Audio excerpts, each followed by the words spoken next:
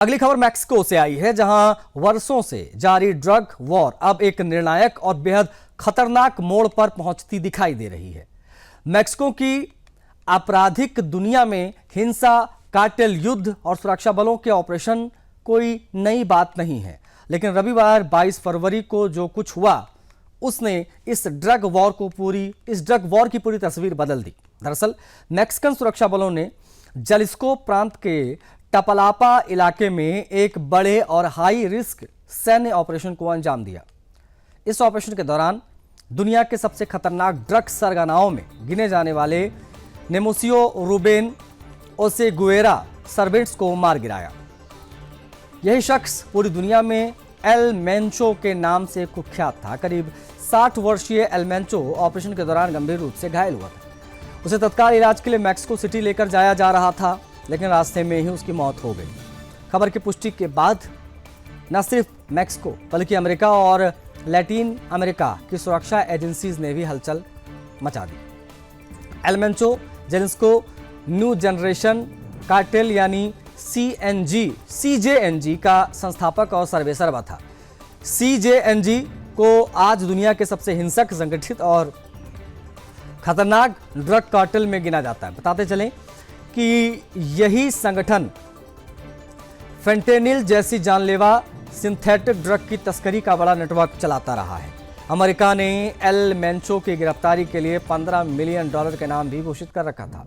Mexican सरकार El Mencho की मौत को ड्रग वॉर में एक ऐतिहासिक सफलता के तौर पर देख रही है। सरकार का दावा है कि सीजेएनजी की कमर तोड़ने की दिशा में यह सबसे बड़ी कार्रवाई है। सवाल यहीं खत्म नहीं होते, क्योंकि एल मेंचो के मारे जाने के कुछ ही घंटों बाद मैक्सिको के कई राज्यों में हालात बिगड़ने लगे।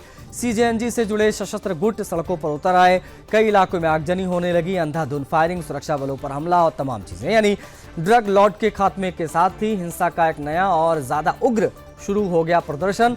बताते चलें कि बीते कुछ महीनों में ये कोई इकलौती बड़ी कार्रवाई नहीं है, इसे भी साफ कर दें। दिसंबर 2025 में गल्फ कार्टेल के अनुभवी ऑपरेटिव जेफरीनी पेनाकुएला और डॉन जेफे को न्यूवो लियोन के सैंटियागो इलाके में मुठभेड़ के दौरान ढेर कर दिया गया था। लंबे समय तक विदेश में रहने के बाद वो दोबारा कार्टेल गतिविधियों में सक्रिय हुआ था।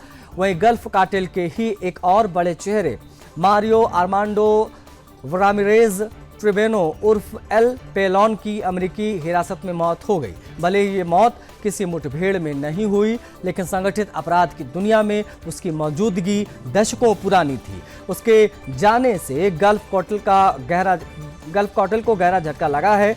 इस तरीके से सिनालोआ कार्टेल के चेपिटोस गुट के कुख्यात कमांडर जॉर्ज हम्बर्ट बेनिटेज उर्फ एल पेरिस की भी 2025 में क्षेत्रीय संघर्ष के दौरान मौत हो चुकी थी। उस पर अमेरिका ने $1 बिलियन का इनाम घोषित करके उस समय ही रखा हुआ था। मैक्सिकन और अमेरिकी एजेंसीज नेटवर्क की जड़ें काटने में लगातार लगी हुई हैं, लेकिन सबसे बड़ा सवाल ये कि क्या ड्रग लॉर्ड्स की मौत से ये ड्रग वॉर समाप्त हो जाएगी, या फिर हर मारे गए सरगना के बाद हिंसा का एक नया अध्याय लिखा जाएगा, जैसा कि मैक्सिको की सड़कों पर खतरनाक रूप में दिखाई भी दिया है।